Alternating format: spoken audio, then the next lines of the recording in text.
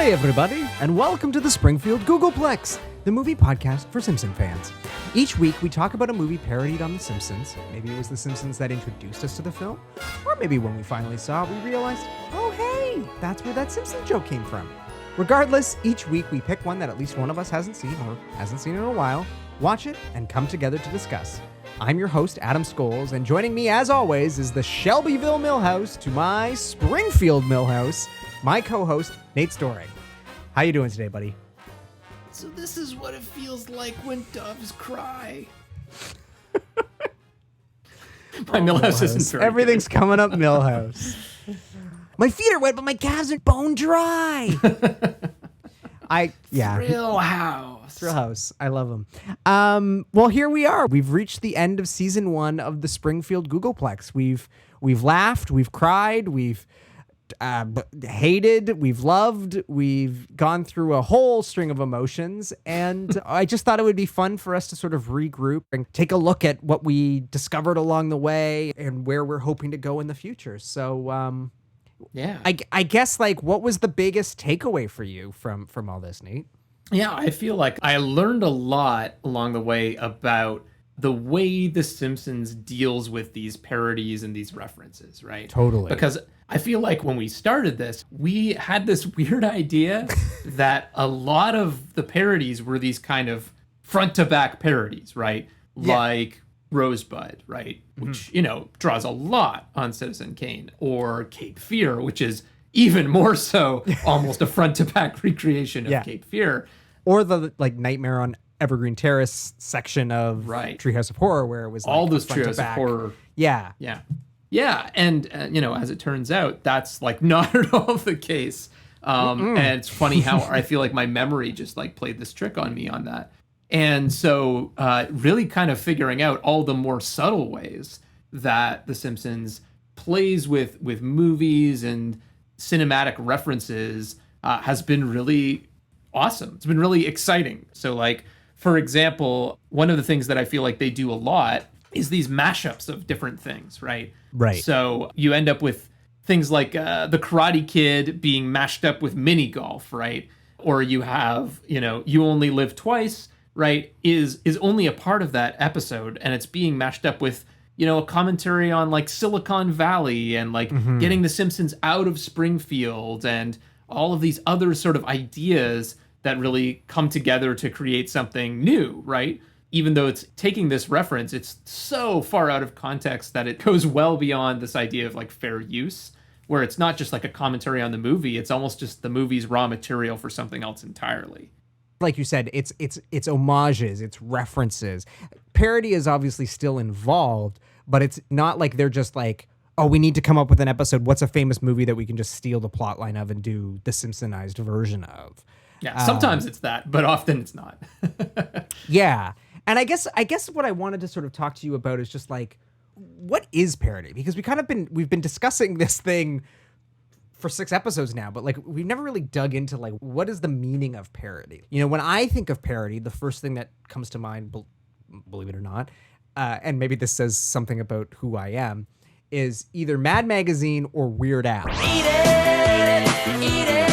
Like those are the two sort of things that I think are synonymous with parody. But like, what does that word mean within the context of The Simpsons? Yeah, I mean, I think that parody, one of the sort of misconceptions I think about parody is that it's always seen as being critical.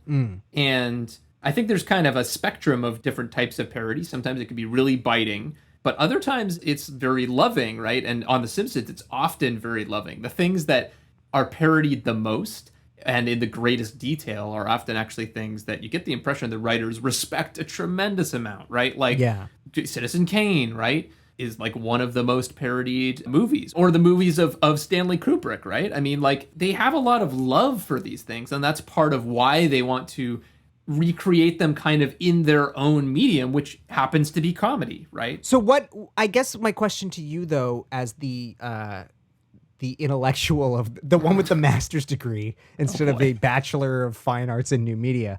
Hi. I have a BFA too.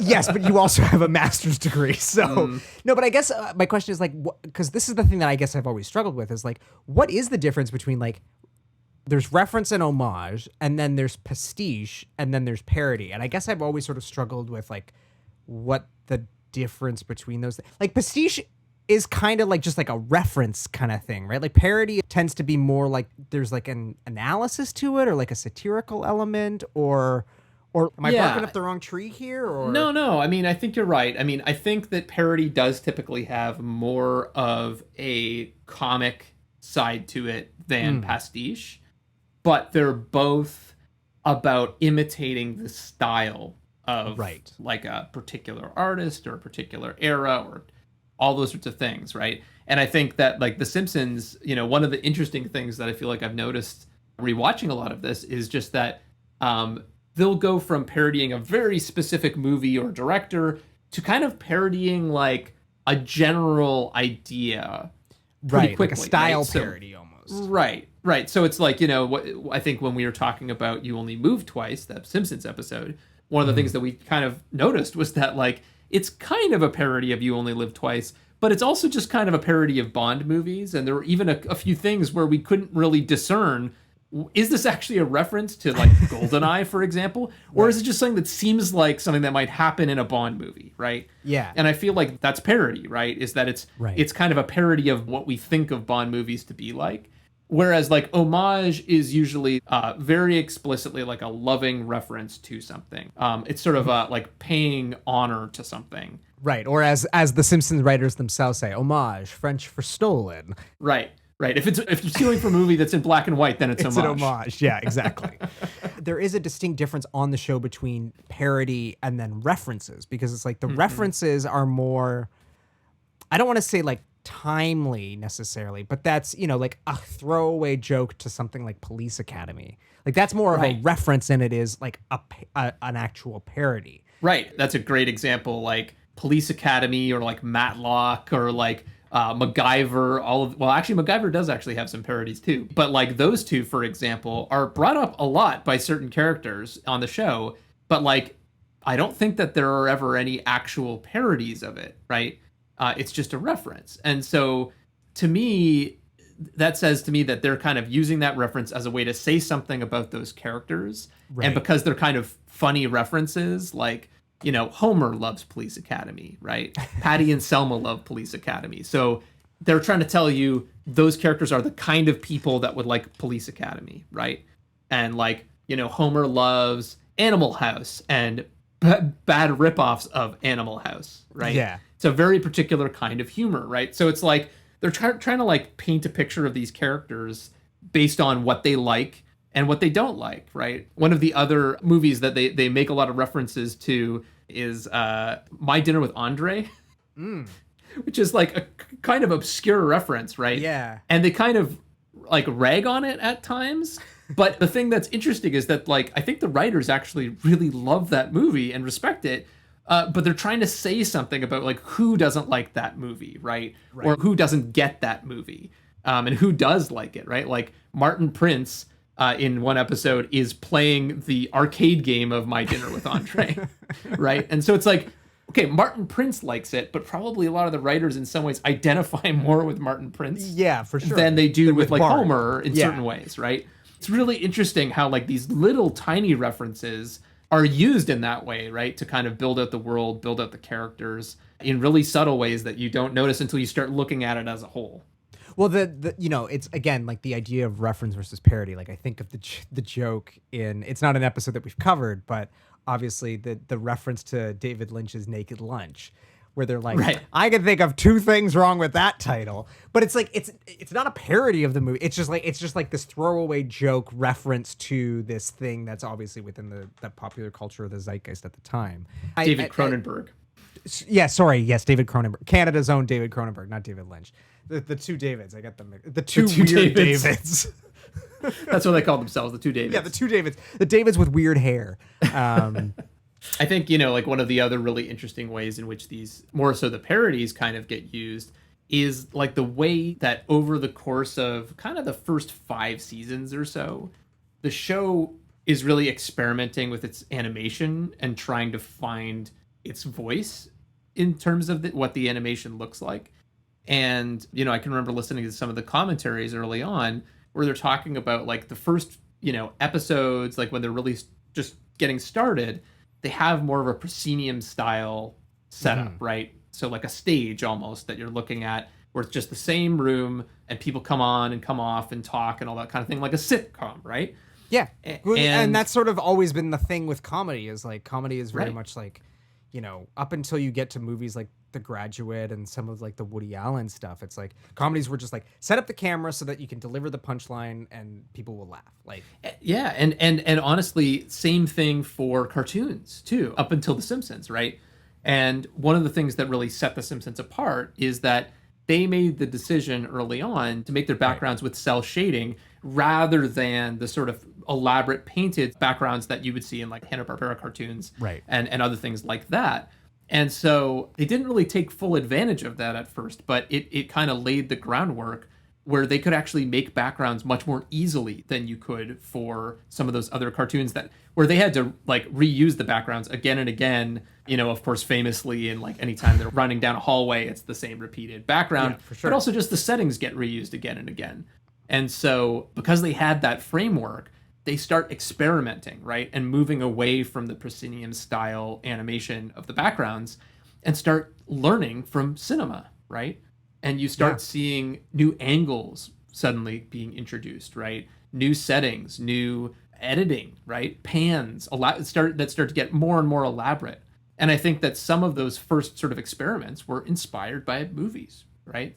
well, it's interesting because like I remember, and we discussed this in the episode, but like watching Sideshow Bob's Last Gleaming, like I was just struck by how beautiful so much of the artwork and the cinematography and the framing, and like, yes, it was obviously making reference to Doctor Strangelove, but the fact that they were like actually achieving it was pretty remarkable, especially when you remember like this was like pre-computer. You look at animated shows today, and for better or for worse, like they can do a lot more elaborate animation style Right. because everything isn't being done by hand. But like for The Simpsons to do it, there's that artistry of the hand-drawn animation, but it's just like, yeah, there's some really, really beautiful composition in this show that like I don't think I ever really noticed until I was actively like looking for it and comparing it to the composition and cinematography of the films that it was referencing.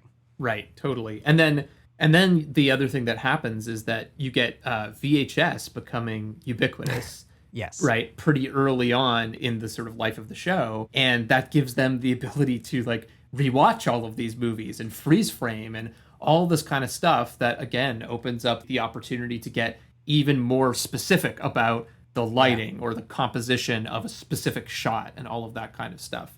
And I think that they kind of fall in love with their ability to do that at, maybe in like season 3, season 4, somewhere in there. And from there, the references and the parodies really just kind of like keep going up and up.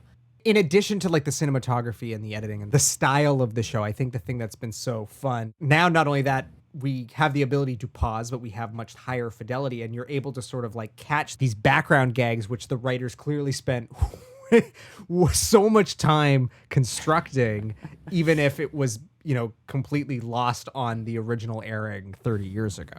Yeah, absolutely. And I think, this is another place where I think you really see the influence of like Mad Magazine, and whether it's sort of a direct influence or just, a common way of doing comedy, I guess, or thinking about comedy. Mad Magazine used to really incorporate a lot of what they called chicken fat into their comic strips, where you'd have all of these like background gags in the frame to just kind of, punch up the humor, right? Right. And so like that's where the term chicken fat comes from. It's like, if you're making like a soup, or you're making, some kind of food, you add chicken fat to add flavor, right? Right. And so it's that same idea. You're schmaltzing it up, right? By adding in just a few extra gags, right? To really hit it home. And so you see this all the time on The Simpsons, whether it's like, signs in the mall or a sign at a protest or any number of things like that. A lot of them are actually textual, right? Yes. They're actually like written. Not so many like background gags of people doing funny things, but a lot of like written gags that make it in, which I think is really fun. And it's sort of this genesis of like shows. I think of shows like Bob's Burgers. I mean, similar to The Simpsons with the couch gag, like every episode opens and the store next to the burger shop always changes, and it's some clever, witty parody. And then Bob likes to create his burger of the day. And I was watching an episode this morning, and the burger of the day was the Parmesan Claude Van Damme burger. You know, just like these little references for people who are paying attention. And I think The Simpsons really sort of like pioneered that in many ways. And like now it's kind of maybe done to death. And, you know, some shows maybe put more effort into their background gag humor than into like their actual like writing. But, you know, it's this sort of interesting, again, full circle thing of like taking the Mad Magazine influence and sort of like how can we apply that into the animated form, and then becoming sort of the masters of it. And then, you know, how that ripple effect has happened across pop culture as a result. Right. And a lot of them are really based in wordplay. And that one of the interesting things that, again, I feel like I appreciate it more now that like streaming and DVDs became so ubiquitous, where you really see the episode titles again and again and again. And it's often the exact same kind of humor in the episode titles that you see in the background as well, right? Totally. You know, especially like, you know, movie marquees, of course, in The Simpsons often have jokes that could be almost verbatim used as titles of episodes.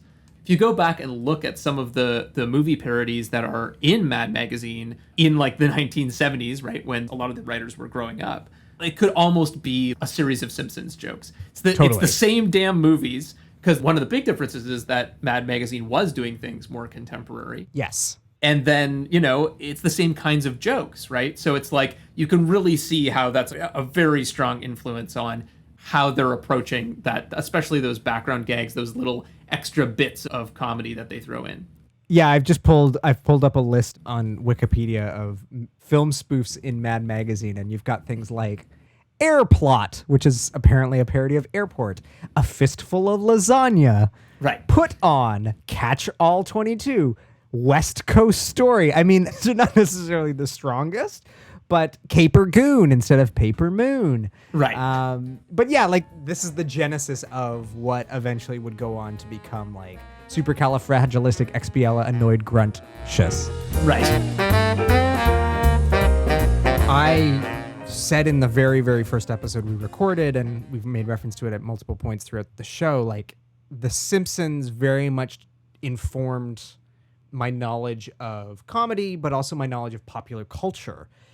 And I think it's really interesting what pop culture looks like in terms of The Simpsons, looking back on it with 30 years of like, you know, history now, like what they choose to reference and what they choose not to reference. I mean, obviously, like we sort of said this, like it's funny that all of the movies, and granted, we did make these selections, but like basically everything we were referencing was either from the 1960s or the 1980s. So it's like, at the point the show is being made, because we were sort of dancing around the sort of season 7 or 8-ish era, maybe like between 5 and 8.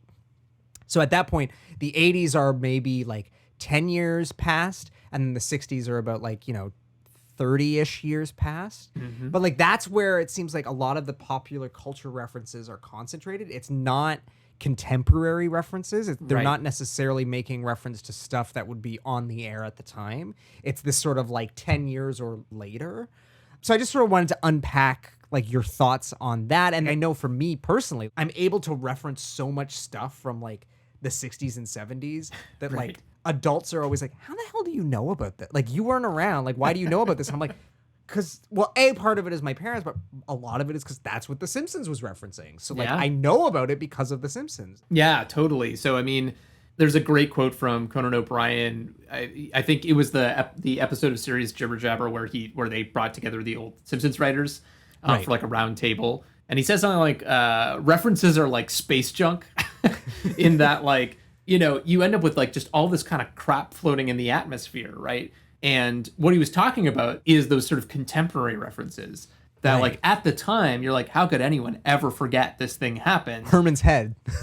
But then like 5 years later, it's like no one remembers that at all, right? Yeah. So like there's one episode where it ends with Patty sort of cradling Jub Jub, her iguana. Yes, and it's the Murphy Brown reference, right? Right, it's a parody of like the season finale of Murphy Brown. Yeah, Murphy Brown has a baby and she sings, "You make me feel, you make me feel, you make me feel like a natural woman. Right. And it's like, I've never seen Murphy Brown. I don't, like, Well, Murphy Brown's a good show. I believe it. But like as a kid, when that aired, I had absolutely no idea what reference that was and did not know that that was a reference to that until I listened to the commentary. Right. And so like, because of that, The Simpsons actually largely avoids those kinds of references, right? Yeah. That, like you said, they're not really doing that much contemporary stuff, with a few exceptions. I feel like they're sometimes poking fun at Fox, because they're always poking fun at Fox in a kind of contemporary way. They also poke fun at The Cosby Show, because it was like one of their major competitors at the time. Yeah, exactly. But like, other than that, they kind of don't do the contemporary thing. So they're kind of waiting for, I think, a consensus to build up around the things they're referencing. Right, because when you think about it, the stuff that immediately comes to mind, it's like they're referencing Star Wars, they're referencing The Godfather, like Citizen Kane. Like The Godfather and Citizen Kane, arguably considered to be the two greatest films in American cinema history. Sure. Like so those references probably aren't going to go out of date. Now, granted, Citizen Kane is now, I think we're at like 80 or 90 years since it's been released, so it's like maybe those references are starting to feel a little dated, but like but you're right, like Batman the TV series, which is this, again, it's this weird thing of like, I know that YTV was re-airing it when we were kids because I watched it, and that was like, that was my introduction to Batman. But it's this weird thing of like, how did that play out if you didn't have YTV in Canada in like 1995? But like, everybody kind of knows the references to like Jiminy Jillikers is like a parody of Robin being like, holy shark bait, Batman, or like whatever dumb, Batman. I mean, again, two things sort of about parody is like, number one, it's kind of a parody of like an idea that's floating around in pop culture. So it's like, even if you haven't seen the thing, you kind of know like the kind of thing it's making fun of or referencing. And then the other thing is that often I feel like you get the parody joke because you've seen other parodies of it. So it's like, you may have never seen the original Batman series, but you've seen Robin's, holy blank line parodied in like 10 other things. And so you know that line, that beat, right? That gag. And so I feel like that's part of it. And also like some of the stuff just stands on its own. It's kind of even funnier if you get the reference, but like if you don't, it's still funny to hear Jiminy Jillikers, right? And in a sort of campy voice. Well, it's interesting because like this is like a thing that children's animation now does, is like, okay, well, we know that the parents have to watch this with their kids, so we're gonna throw in these references to things that the parents will get. And I remember Shrek was riddled with this, but it was never there was something that they did differently from The Simpsons. It just never felt like it was this like loving, or like that there was a story reason to it. I think that's what sort of has struck me about the way that The Simpsons does it. It's never a reference for the sake of like, somebody out there is watching this and we need to keep them entertained, so we're going to reference something old. It's like, no, there's a reason behind this. There's a motivation for this reference, even if it is like a super deep cut to some like, something that most people aren't necessarily going to catch. Well, and I think I mean, maybe I'm wrong, but I never felt like The Simpsons was trying intentionally to like bifurcate the audience and say, all right, so this stuff's for the kids and this stuff's for the parents, right? It was always kind of like a free-for-all, right? The jokes were kind of for whoever was watching, and for that reason, like a joke about something from the 70s or like, God, the 30s, right, was still targeted at kids and at adults, right? And like a lot of the references are from before the time of like our parents too, right? There's stuff from the 30s and the 40s in there too, because you have like John Schwartzwelder with his like strange old-timey sense of humor about like radio plays and like just like Americana of like hobos with bindles and I don't know, like riding the rails, pies cooling on the windowsill and stuff. It's not a pop culture reference for anyone who's listening today. It's just funny, right? Yeah. I feel like one of the main differences is that they're not just being like, wink, wink, you get it. It's like a reference to this thing. They're just kind of using this wealth of pop culture as raw material for making something new a lot of the time. Well, and that's what, again, coming back to the premise of the, what we say in the intro is that like there's stuff that even today, like I didn't catch maybe 10 years ago, but now being, that much more well read or well watched or whatever you want to say, it's like, oh, that's a parody. Like, and we can get into this when we talk about the database some more, but like you're finding stuff now that like you never caught before, but because you've got that extra level of like, oh, I've now got 5 more years of like consumption of art. I now know that this is actually a reference to something that I never would have caught, 5 years ago.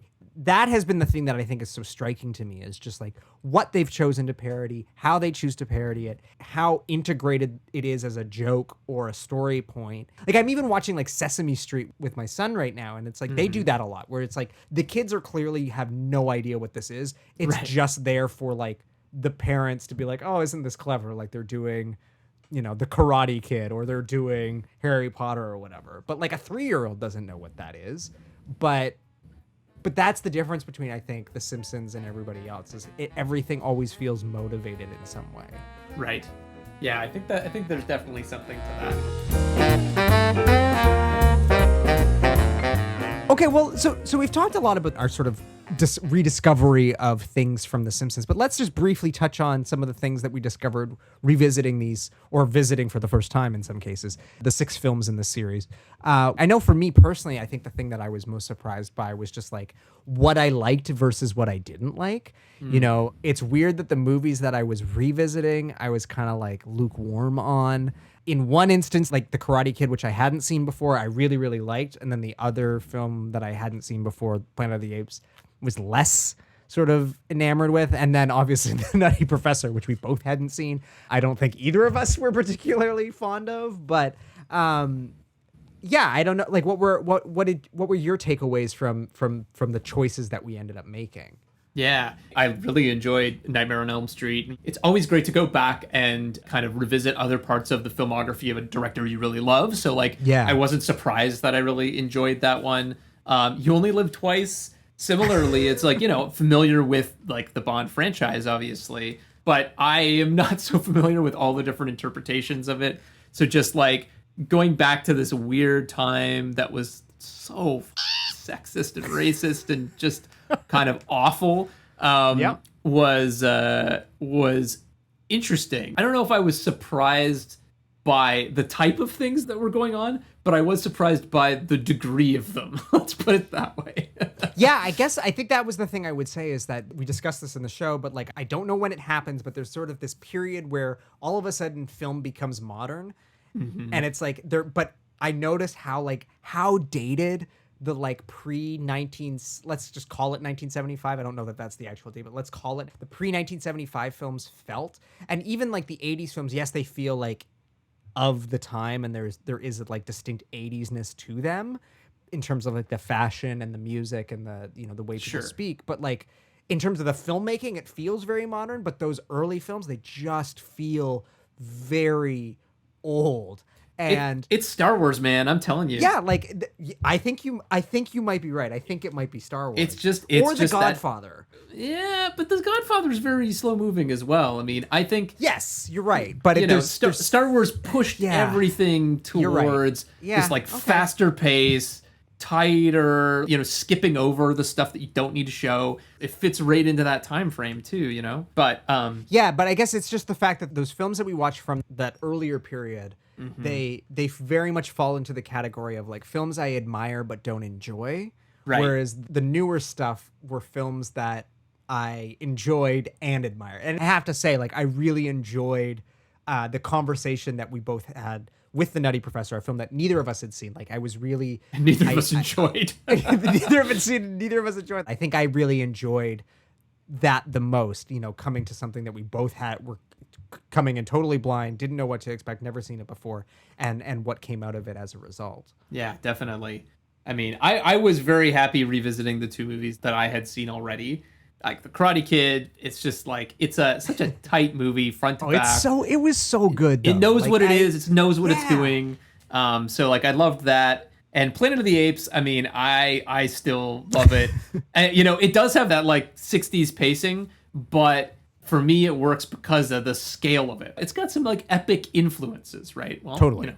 Charlton Heston, not surprising, I guess. right? But, the wandering through the desert and just like the scale of the sets and everything, like that's the stuff that keeps me going through that. Whereas Doctor Strangelove and The Nutty Professor are both very small movies in a lot of ways, right? Yeah. Very set driven, very character driven. It's all about the actors and the script. And Doctor Strangelove makes a meal out of what it's given, right, in terms of that set and the cinematography. But it is, in a lot of ways, a very small movie. I think that's the difference for me. Maybe Planet of the Apes is kind of like right on that edge, which makes sense, right? Again, if you're thinking of Star Wars as, one of the sort of key moments, it's right there. So anyway, Doctor Strangelove. I mean, what do I say about Doctor Strangelove? It's so funny because, like I said, I went into that being like, oh, this is my favorite Kubrick movie. I'm really like, this is going to be fun. And then I came away from it being like, that was not fun at all. But again, I don't know if that was just because it just felt too close to home. Again, I mean, I think for me, the interesting thing about Strangelove was really actually the Simpsons part of it, of just thinking about, why is this movie so important to the writers of The Simpsons? What did they take away from this that they like incorporated into the show beyond just like the parodies, but also just the sensibility? But for them to call it one of the funniest movies ever written, like, Yeah. I might have laughed twice. Like, that was really surprising to me. It was just like, I don't know. And it's not like I don't find old stuff funny, because I do, but I just, I don't know. That one was a big surprise for me, I think. Yeah. I think at the end of the day, it is about like the cynicism, right?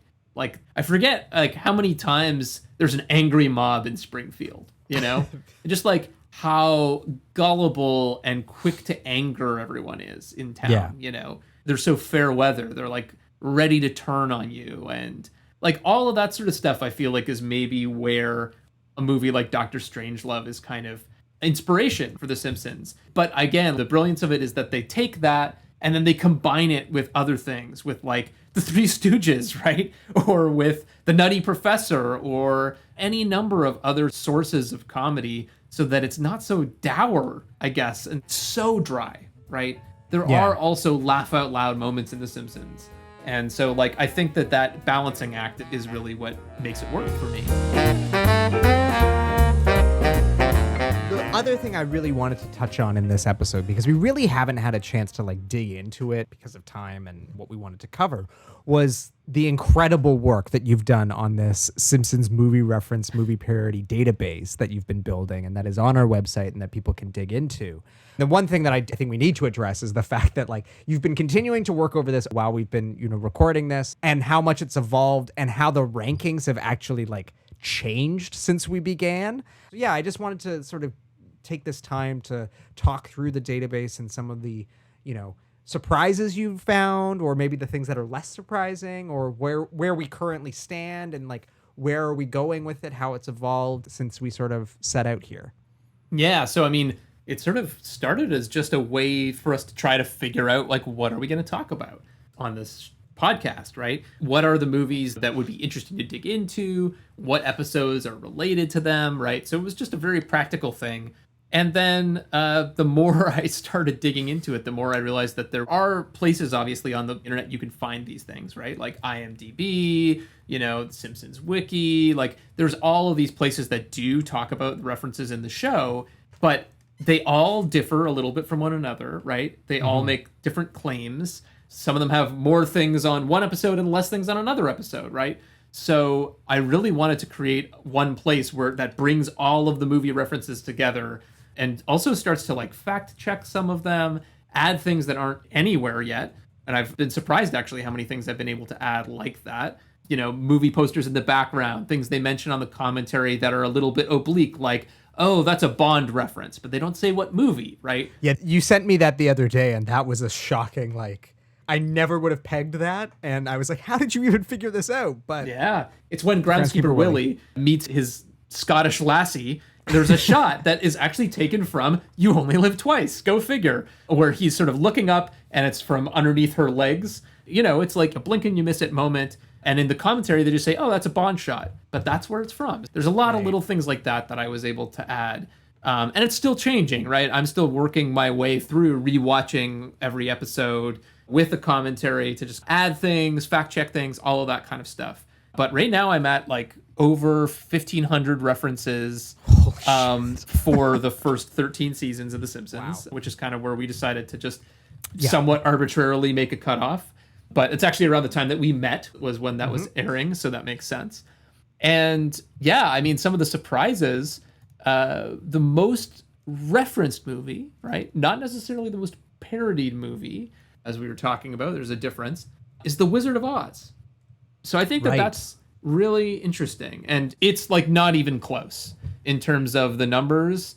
Let me see here. Right now, it's got about over 25 references. And to be clear, when we're talking about references, you've sort of categorized it into sort of like full scale, like parody references, visual references, and then like dialogue references, right?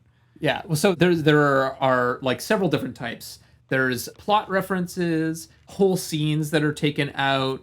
There's dialogue references. There's textual references, like things in the background or, an Itchy and Scratchy episode title. There's audio references like music cues or sound effects. There's straight up mentions, right? So there's a whole bunch of ways that these things are referenced. And really, like The Wizard of Oz, I think part of the reason it kind of skates under the radar is that there aren't as many scene references as, say, like Citizen Kane. But it's mentioned all the time. And almost every musical number is either like heard at some point or there's like a little snippet. Tons of lines of dialogue. It's everywhere. It's kind of part of the DNA of the show, going back to, the first season, I think. And the other thing that's interesting about The Wizard of Oz, of course, is that it's on this list of Matt Groening's 100 favorite things. Right. Yeah.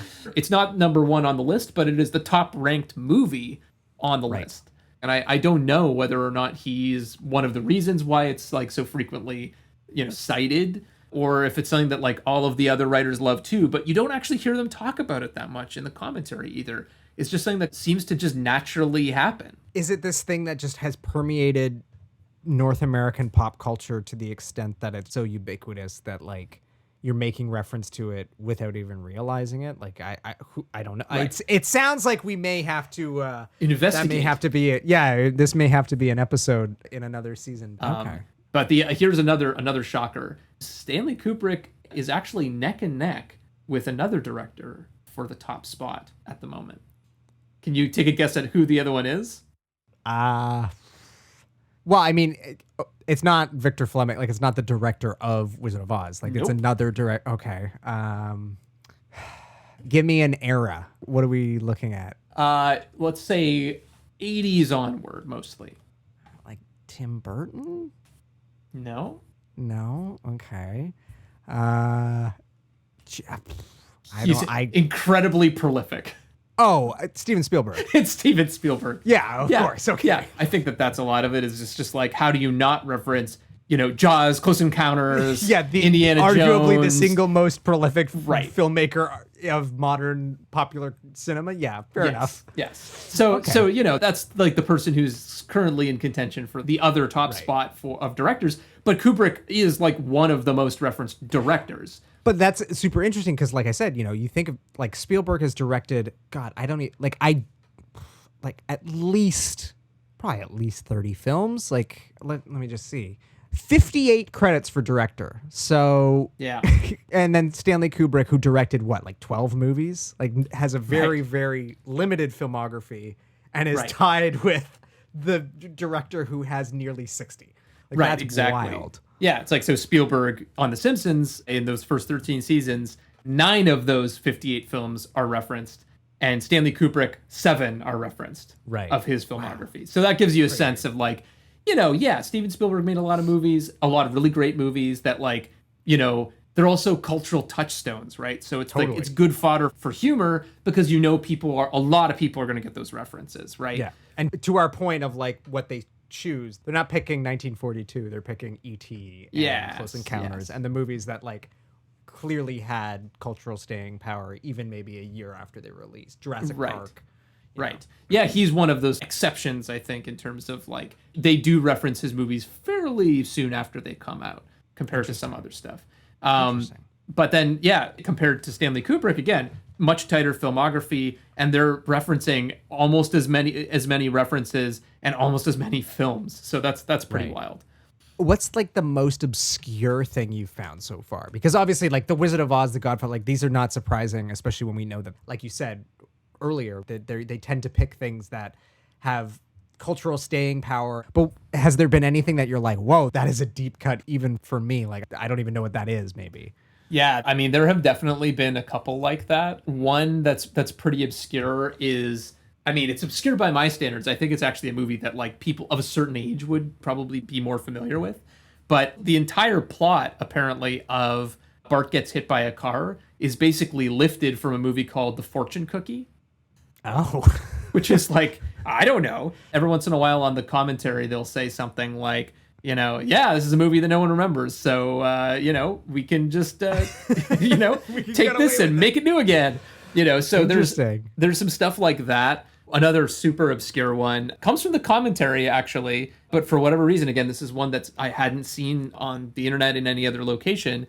In the episode, Oh Brother, Where Art Thou?, where Homer meets his long-lost brother for the first time and puts him out of business, basically, the company that replaces Powell Motors, his brother's company, is called Komatsu Motors, which is meant to be a reference to a Japanese film called Skinny and Fatty. Okay. Which I guess Mike Reese really likes. He and his family like used to like watch this movie, I guess.